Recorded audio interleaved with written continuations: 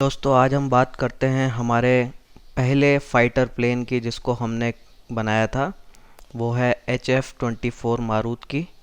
बहुत से लोग समझते हैं कि हमारा पहला फाइटर प्लेन जो है वो तेजस है, पर तेजस नहीं है। तेजस से पहले हमने इसको बना लिया था और ये जो है सुपरसोनिक प्लेन था। और उस समय जो है कुछ ही देशों के पास इस तरह के प्लेन बनाने की कैपेसिटी थी, जिसमें से US, Russia, France, UK, Germany जैसे देश शामिल थे। और हमने भी इस प्लेन को बनाया था। ख़ास बात यह है कि उस समय के जो टॉप लेवल के प्लेन थे उनमें से एक हमारा भी था, तो इसको आप किसी से भी कम नहीं बोल सकते थे। इस प्लेन की जो डिज़ाइन है वो जर्मनी के इंजीनियर कर्ट टैंक ने की थी। और उनके साथ जो है 18 जर्मन लोग थे और हमारी इंडिया के भी 100 से ज़्यादा इंजीनियर जो है शामिल थे इसमें। इस प्लेन ने जो है 1965 और 1971 के वॉर में भी लड़ाई लड़ी है। और लोंगेवाला में इसने खास रोल प्ले किया था। तो आपने बॉर्डर फिल्म में देखा होगा कि एंड में जो है फाइटर प्लेन्स आते हैं और पाकिस्तान के टैंक्स उड़ा देते हैं, तो ये काम जो है इसी प्लेन ने किया था। और इस प्लेन की खास बात यह है कि एक भी प्लेन जो है पूरी लड़ाई में मारा नहीं गया है, तो इसकी एक्यूरेसी जो है वो बहुत ही शानदार रही है। तो ये इसकी एक बहुत ख़ास बात है।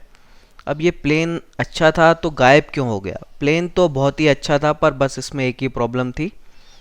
ये जो प्लेन है वो सुपरसोनिक स्पीड से चलने के लिए डिज़ाइन किया गया था, मार्क 2 मार्क 3 की स्पीड से।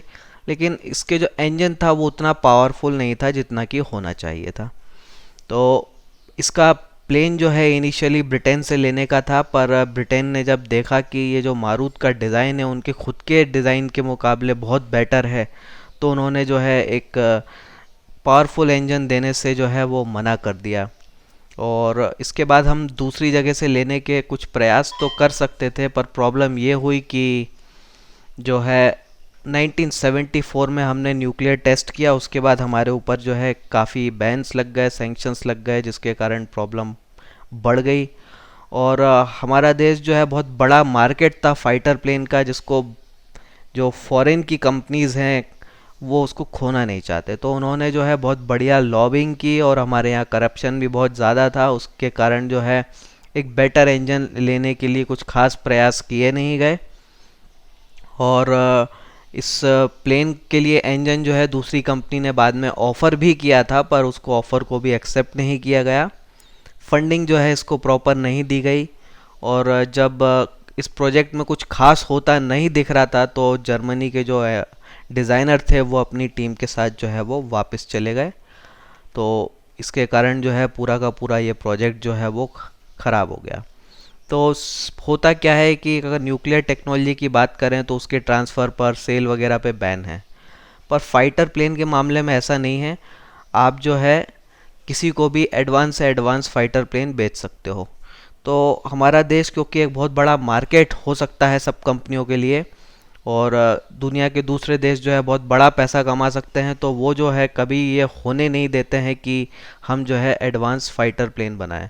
तो उस समय जो है इनकी लॉबी बड़ी स्ट्रॉन्ग थी और उन्होंने जो है किसी तरीके से हमको रोक दिया था।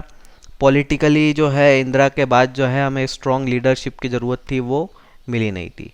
तो ये कुछ प्रॉब्लम्स के कारण जो है हमारा मारुत जो बहुत अच्छा हो सकता था वो उतना बेटर नहीं हो पाया।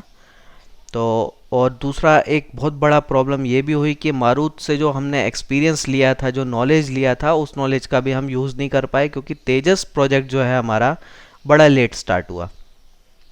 तो वो भी एक बड़ी प्रॉब्लम हुई। अगर हम तेजस को जल्दी स्टार्ट कर देते तो हम उसको जल्दी बना लेते और अच्छा बेटर भी बना सकते थे। तो एक वैल्यूबल एक्सपीरियंस जो है हमने मारुत का लॉस किया। तो ये थी मारुत की कहानी, किस तरह से बना, किस तरह से गायब हुआ। तो मारुत जो है बहुत ही शानदार प्लेन है। इसको जो है जर्मनी के एक म्यूज़ियम में, वार म्यूज़ियम में रखा गया है, तो वहाँ पे है ये। और उम्मीद है आपको ये वीडियो अच्छा लगा होगा। कोई भी डिस्कशन के लिए आप जो है कमेंट कर सकते हैं, और चैनल को सब्सक्राइब करिए इस तरह के और वीडियोस के लिए। Thank you.